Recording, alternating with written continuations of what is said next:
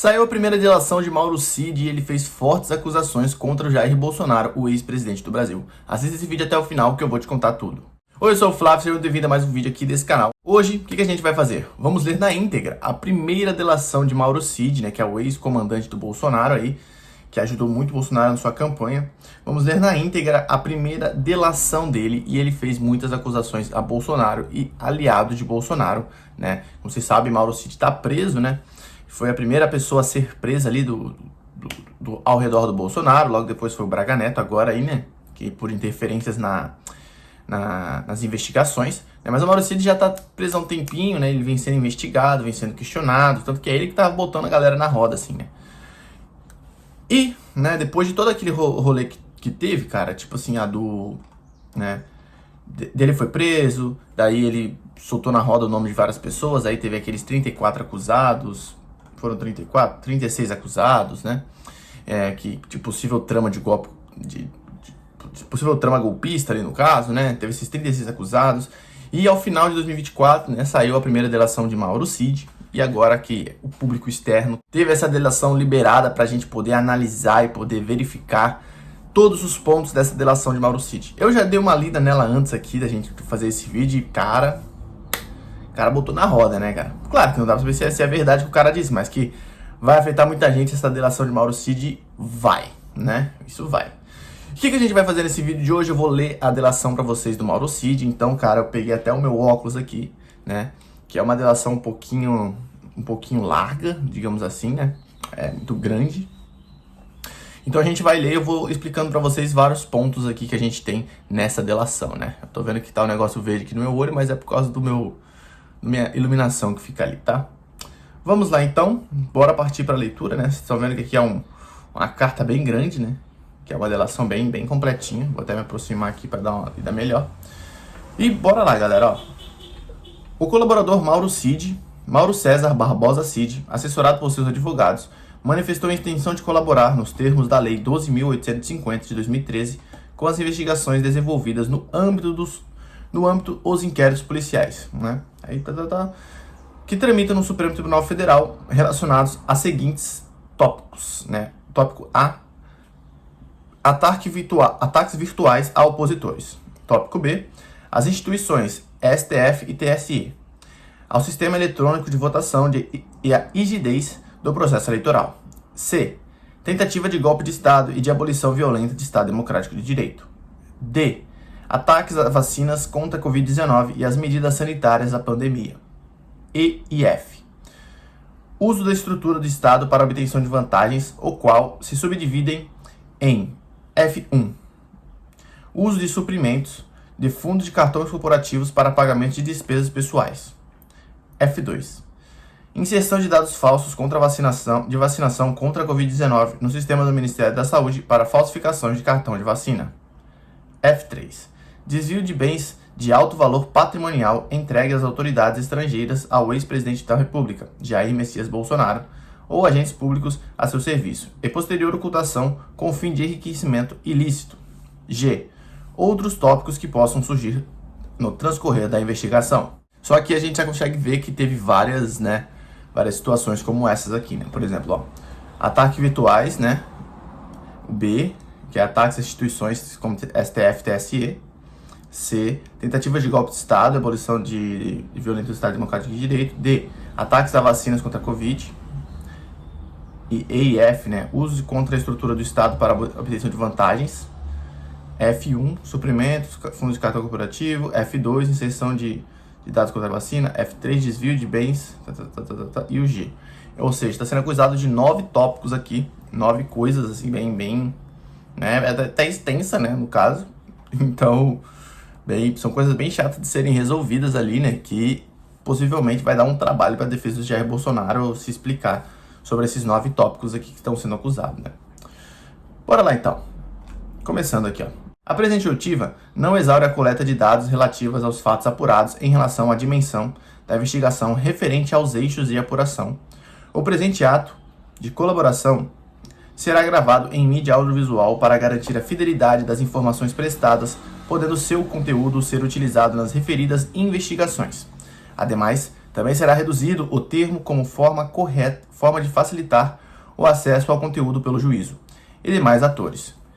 Inquiridos respeito dos fatos investigados no presente caso, o senhor, na presença de seus advogados, reafirma a renúncia ao direito de permanecer em silêncio e o compromisso legal de dizer a verdade.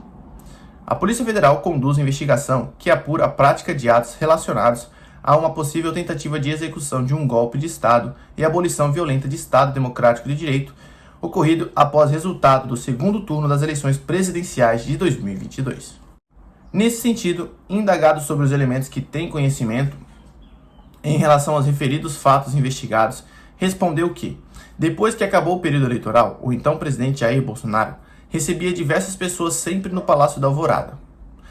O intuito aqui é rapidinho, pessoal. Esse depoimento aqui é do Mauro Cid, tá? Então, você vai ver que ele vai estar se referindo aqui, assim, tipo, falando, né? Ah, aconteceu isso aí, entrou lá, entrou tal pessoa e tal. Era a versão do Cid falando, tá? Não sou eu que tô dizendo isso aqui. É a versão do Mauro Cid, tá? Então, vamos lá. O então presidente Jair Bolsonaro recebia diversas pessoas sempre no Palácio da Alvorada, que as pessoas que visitavam o então presidente formavam 3 grupos distintos, que tinha um grupo bem conservador, de linha bem política, que aconselhava o presidente a mandar o povo para casa e colocasse como um grande líder da oposição, que diziam que o povo só queria um direcionamento, que para onde o presidente mandasse, o povo iria. Que o grupo era formado pelo senador Flávio Bolsonaro, o Agu Bruno Bianco, Ciro Nogueira, então ministro da Casa Civil, e o Brigadeiro Batista Júnior, então comandante da Aeronáutica. Que o outro grupo era formado por pessoas moderadas, que apesar de não concordar com o caminho que o Brasil estava indo, com abusos jurídicos, prisão e não concordar com a condução das relações institucionais que ocorreu no país, entendiam que nada poderia ser feito diante do resultado das eleições, que qualquer coisa em outro sentido seria um golpe armado, que representaria um regime militar por mais 20, 30 anos, que esse grupo era totalmente contra isso.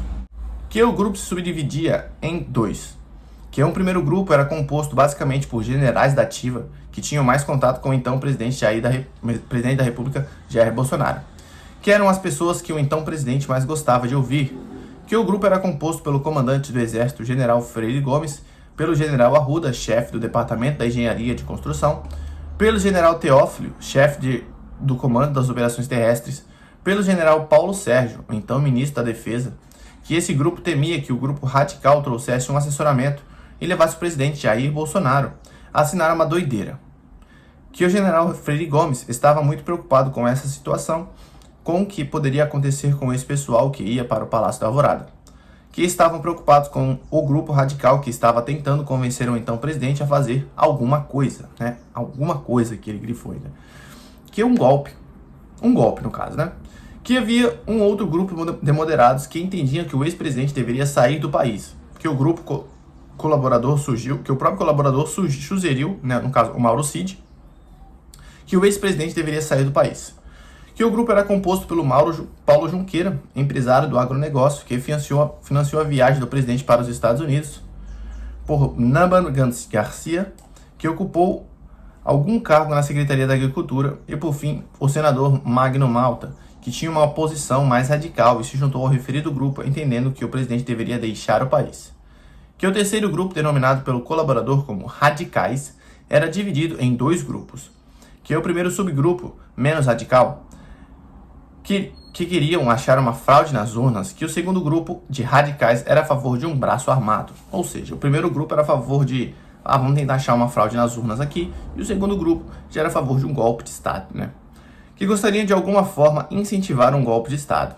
Que queriam que ele assinasse um decreto, que acreditavam que quando o presidente desse a ordem, ele teria o apoio do povo e dos CACs, que romantizavam o artigo 142 da Constituição Federal como fundamento para o golpe de Estado, que é o primeiro grupo que defendia a identificação de uma possível fraude nas urnas, que o ex-presidente mais pressionava era...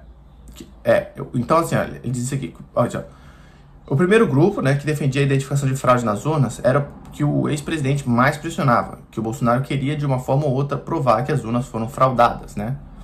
Tentar provar, na verdade. Que Jair Bolsonaro queria uma atuação mais contundente do general Paulo Sérgio em relação à comissão de transparência das eleições montadas pelo Ministério da Defesa, que Jair Bolsonaro queria que o documento que fosse produzido fosse duro, que o grupo era composto pelo general Pazuello, pelo presidente do PL, Valdemar Costa Neto, pelo Major Denicoli e por um grupo de pessoas que estavam assessorando, que prestavam, né, assessoramento técnico. Que nessa época, após o segundo turno, recebiam muitas informações de fraudes, que o presidente repassava as possíveis denúncias para os generais Pazuello e Paulo Sérgio, para que fossem apuradas. Que o grupo tentava encontrar algum elemento concreto de fraude, mas a maioria era explicada por questões estatísticas. Que as informações estatísticas foram tratadas pelo Major Denicoli, que o Major Denicoli era quem geralmente trazia os dados ao ex-presidente.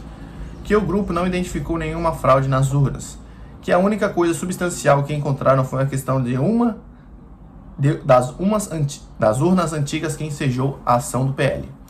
Que o senador Eis, que também integrava esse grupo, usava um documento do Ministério Público Militar que dizia que, como o país estava em gelo, para a garantia das eleições, o senador entendia que as Forças Armadas poderiam pegar uma urna sem autorização do TSE ou qualquer instância judicial para a realização de teste de integridade, que o senador encaminhava esse entendimento tanto para o colaborador quanto ao presidente Jair Bolsonaro para que repassassem esse entendimento ao Ministério da Defesa, que o ex-presidente não encampou esse entendimento, que o ex-diretor-geral da PRF, Sidney Vasquez, era politizado, que ele comparecia a todos os eventos políticos, que ele esteve com o ex-presidente por algumas ocasiões durante o período pré-eleitoral, que não informar que tratavam que as questões de compra de votos era precaução constante do ex-presidente, que reclamava de maneira genérica, que não participava das reuniões entre o ex-presidente e os ministros generais, que esse grupo tinha ligação com o argentino que, quanto à parte mais radical,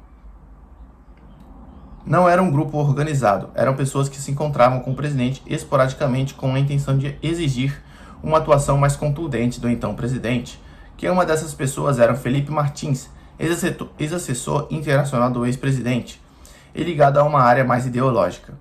Que Felipe Martins vinha acompanhado de um jurista, que não se recorda do nome, que o ex-colaborador se recorda do referido jurista, escreveu livros sobre garantias constitucionais, que os encontros ocorreram em meados de novembro de 2022, que em um dos encontros o jurista também foi acompanhado de um padre, que foram mais de 2 encontros dessas pessoas que o ex-presidente Jair Bolsonaro e Felipe Martins, juntamente com esses juristas, apresentavam um documento ao presidente Jair Bolsonaro no Palácio da Alvorada, que o documento tinha várias páginas de desconsiderados, que retratavam interferências do Poder Judiciário no Poder Executivo, e no final era um decreto que determinava diversas ordens que prendiam todo mundo, que determinava as prisões do ministro do Supremo Tribunal Federal, dentre eles Alexandre de Moraes, Gilmar Mendes e outros, que determinava também a prisão do presidente do Senado, Rodrigo Pacheco, e de outras autoridades que de alguma forma se opunham ideologicamente ao ex-presidente, que decretava novas eleições, que não dizia quem iria fazer, mas sim o que fazer, que o ex-presidente recebeu o documento, leu e alterou as ordens, mantendo apenas a prisão do ministro Alexandre de Moraes e a realização de novas eleições devido à fraude do pleito, que o colaborador teve ciência do documento quando Felipe Martins apresentou ao colaborador o documento impresso e de forma digital, para que fossem feitas as correções, que Felipe Martins tinha uma versão digital em seu notebook, que levou para a reunião, que Felipe Martins não alterou o documento conforme pedido pelo então presidente Jair Bolsonaro, naquele momento, que alguns dias depois Felipe Martins retomou juntamente com o jurista, trazendo o documento alterado conforme solicitado pelo então presidente Bolsonaro, no Palácio da Alvorada, que o presidente concordou com os termos ajustados e em seguida mandou chamar no mesmo dia os generais comandantes das forças que participaram, o almirante Geithner, general Freire Gomes e o brigadeiro Batista Júnior, que nessa reunião, os generais e o presidente apresentou apenas os considerandos, fundamentos dos atos e a serem implementados, sem mostrar as ordens a serem cumpridas, a prisão do ministro Alexandre de Moraes e a realização de novas eleições. Que na reunião, com os generais, Felipe Martins foi explicando cada item, que o colaborador participou da reunião operando a apresentação no computador, que o ex-presidente queria pressionar as Forças Armadas para saber o que estavam achando da conjuntura, que queria mostrar o conjuntural do país. Que o colaborador saiu da sala, não participando do restante da reunião, que depois o general Freire Gomes relatou ao colaborador o conteúdo do que conversaram. Que o ex-presidente apresentou um documento aos generais com o intuito de entender a reação dos comandantes das forças em relação ao seu conteúdo. Que o almirante Geithner, comandante da Marinha, era favorável a uma intervenção militar. Afirmava que a Marinha estava pronta para agir, que aguardava apenas a ordem do ex-presidente Jair Bolsonaro, que, no entanto, o almirante Geithner condicionava a ação de intervenção militar à adesão do Exército, pois não tinha capacidade sozinho. Que o brigadeiro Batista Júnior, comandante da Aeronáutica, era terminantemente contra qualquer tentativa de golpe de Estado, que afirmava de forma categórica que não ocorreu qualquer fraude nas eleições presidenciais. Que o general Freire Gomes era o meio termo dos outros dois generais. Que ele não concordava com as coisas que estavam sendo conduzidas, que, no entanto, entendia que não caberia um golpe de Estado, pois entendia que as instituições estavam funcionando, que não foi comprovado nenhuma fraude, que não cabia às Forças Armadas realizar o controle constitucional, que dizia que estavam romantizando o artigo 142 da Constituição Federal, que dizia que tudo o que acontecesse seria um regime autoritário pelos próximos 30 anos, decorrente de um golpe militar, que o ex-presidente teve várias reuniões com generais, que o ex-presidente Jair Bolsonaro não queria que o pessoal saísse das ruas, que o ex-presidente Jair Bolsonaro tinha certeza que encontraria uma fraude nas urnas eletrônicas e, por isso, precisava de um clamor popular para reverter a narrativa, que o ex-presidente estava trabalhando em duas hipóteses. A primeira seria encontrar uma fraude nas eleições e a outra, por meio do grupo radical, encontrar uma forma de convencer as Forças Armadas a aderir a um golpe de Estado. Que o ex-presidente não interferia nos manifestantes que estavam nas ruas, que o ex-presidente pediu apenas para que os caminhoneiros não parassem o país, que acredita que os militares não aderiram a uma ideia de golpe de Estado, que como não teve apoio dos comandantes do Exército e da Aeronáutica, a proposta de Felipe Martins não foi executada,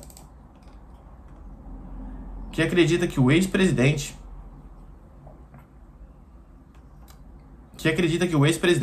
não assinaria esse documento, que as outras pessoas que integravam essa ala mais radical era composta pelos ministros Onyx Lorenzoni, pelo atual senador Jorge Seif, o ex-ministro Gilson Machado, o senador Magno Malta, deputado federal Eduardo Bolsonaro, general Mário Fernandes, secretário executivo de General Ramos, que general Mário Fernandes atuava de forma ostensiva, tentando convencer os demais integrantes das forças a executarem um golpe de Estado, que compunha também o referido grupo a ex-primeira-dama Michele Bolsonaro, que tais pessoas conversavam constantemente com o ex-presidente, instigando-o para dar um golpe de Estado, que afirmavam que o ex-presidente tinha o apoio do povo e dos CACs para dar o golpe, que o ex-presidente tinha o apoio do povo, que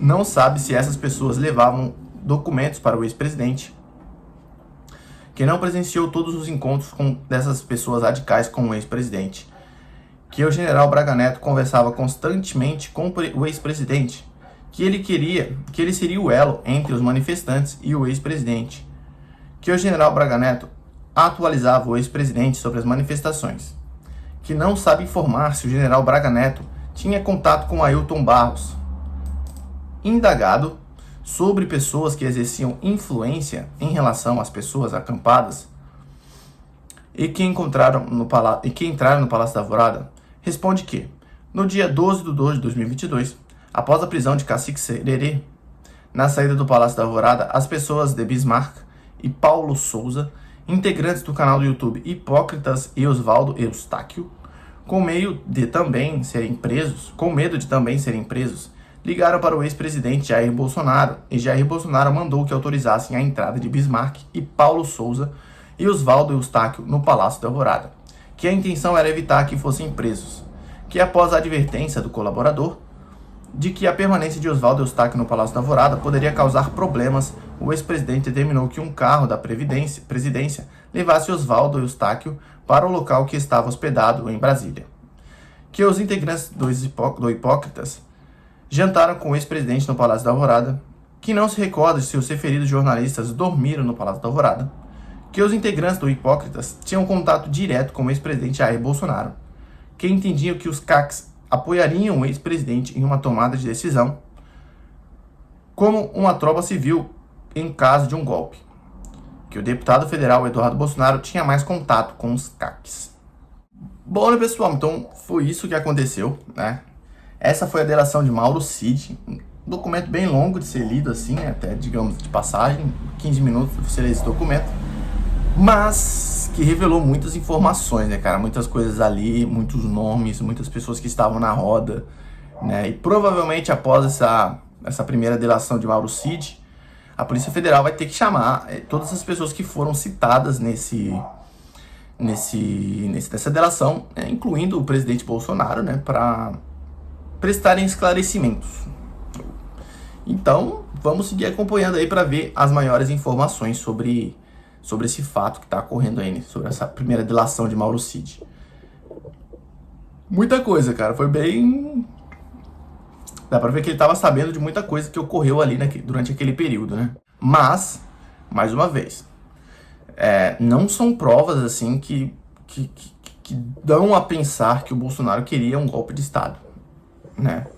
O que o Bolsonaro estava querendo ali, pelo que a gente consegue citar por esse documento aqui, era provar que de alguma forma teve fraude nas urnas, tanto que isso foi um ponto que ele bateu muito ali em 2022, né? Que teve fraude nas urnas. Mas é isso, né? Eu quero saber a sua opinião, o que você achou dessa primeira delação de Mauro Cid, né? Foi um documento bem completo e com muitas informações. Eu quero saber a sua opinião, o que você achou de tudo que ele falou ali? Você acha que foi verdade? Você acha que ele não, que ele tá mentindo? Deixe aqui o seu comentário, a sua opinião aqui nos comentários, tá legal? Eu espero que você tenha gostado desse vídeo. Se você gostou, considere se inscrever nesse canal para sempre receber conteúdos legais como esse diretamente aqui no seu YouTube, tá legal? Forte abraço e até o próximo vídeo. Valeu!